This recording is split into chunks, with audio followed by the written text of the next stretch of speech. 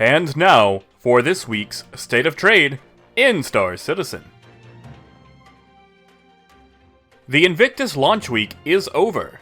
The increase in returning players and Freefly accounts assaulted back-end services, leading to daily login issues and server instability, especially in the wake of capital ship sales. Drake DefenseCon is wrapping up. Drake's portion of the Freefly event has allowed all players access to the Caterpillar. The influx of traders taking advantage of this opportunity has led to record prices across the board and some of the lowest profits seen since 3.51. The Cutlass Blue also saw an official launch and Freefly rental. Despite being billed as a law enforcement vessel, the Blue has seen surprising use in pirate activities. While not as nimble as the Mantis, its heavier loadout capability, relative toughness, and quantum dampener make it a viable ship for pirates looking to prey on heavier freighters. Subscribers can look forward to the Anvil Carrack being the ship of the month for June. Second only to the Caterpillar in terms of cargo capacity and featuring a respawn-capable medical bed, this explorer-turned-freighter is sure to fill trade lanes in the coming weeks. Now on to market data. In the metal trade, Agresium spiked to 24.79 on Daymar, with deposits on Lyria sitting firm in the 23 range, both high above a base of 22.5. Titanium saw supply shortages at all locations during the weekend, with a record-breaking price of 8 UEC at Tram & Myers, a price so high that the trade kiosk actually bugged while attempting to display the correct amount. Deposits on Ariel rose as high as 7.76, with ArcCorp deposits reaching similar, all far above a base price of 7.10.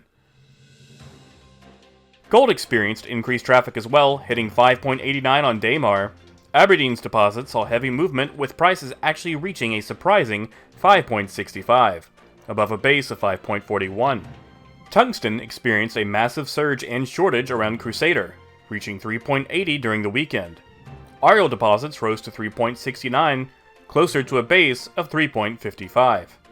Aluminum saw a minor increase in movement, reaching 1.15 at Tram & Myers, slightly above a base of 1.11. Legal Vices saw a massive spike in movement during the Freefly event, with distilled spirits reaching 4.72 on Cellin, above a base of 420. Stems reached a staggering 3.23 on Yela, with product on Calliope reaching 3.11, a far cry from a base of 280. Illegal goods saw a general influx as new traders tried their hand at smuggling. The unmarked salvage yard on Hurston is still the best place to move Widow for those that can stand to make the trip. Gases see an overall increase in traffic. Astatine saw a surprising shift, with ETA deposits reaching 7.93, nearly mirroring Yela's prices at 7.94, nearly a credit above its base of 7 UEC. Chlorine reached 1.48 on Yela, above a base of 130.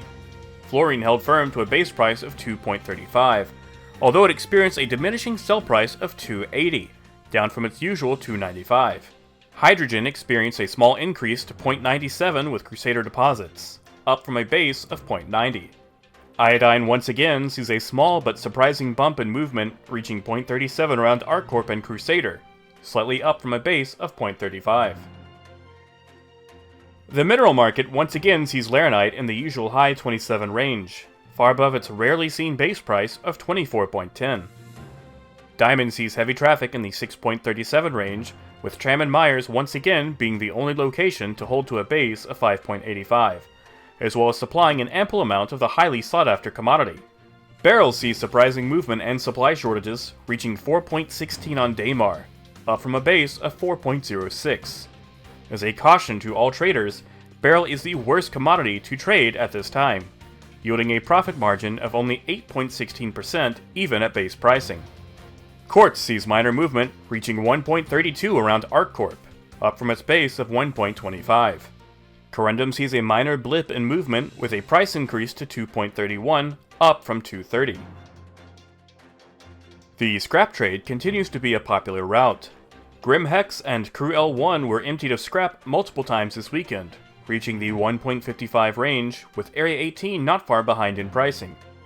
Once again, traders looking to find prices closer to a base of 1.35 should investigate R&Rs off the beaten path. Medical supplies continue to see heavy trade.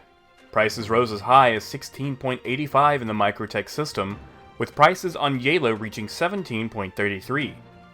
Hicks research on Cellin was polled multiple times this week, but we were unable to access its commodities or prices. Lack of trade capability at this location may be responsible for the increased price of stems and medical supplies seen on Yela. Agricultural supplies see a brief spike in movement, with prices reaching 1.02 at some outposts, above a base of 1 UEC. Processed food sees no movement and holds at 1.21. And now, for next week's forecast. Prices and availability should return to normal amounts later in the week, as the Free Fly event and rental caterpillars are expiring. Keep in mind that the Carrack, being the subscriber ship of the month, will cause price fluctuations along popular routes. Scrap is expected to experience high traffic from sources close to Olisar and Levski. Bezdek on Ariel may be worth investigating for lower prices on Laranite during off-peak hours. Astatine from Ida may continue to experience higher than normal pricing as its popularity grows. And now for this week's trading tip. If you see a commodity with a low price involving 3 decimal places, do the math. Kiosks have a hard time increasing to the next number with some commodities, causing them to display odd rounding such as the 7.100 we see here. If we calculate how much it costs to fill up our Avenger, it actually equals 8 UEC per unit instead of the 7.10 we might mistake it for. So if you see a price that might be too good to be true, pull out your calculator and double check to make sure you're buying for the right amount. That's it for this week's State of Trade. Stay tuned for a special message. Hey guys, Jack here. Some of you may have already noticed, but we have reached an impressive milestone of over 1,000 subscribers. I want to thank each and every one of you for choosing to give me your time and attention.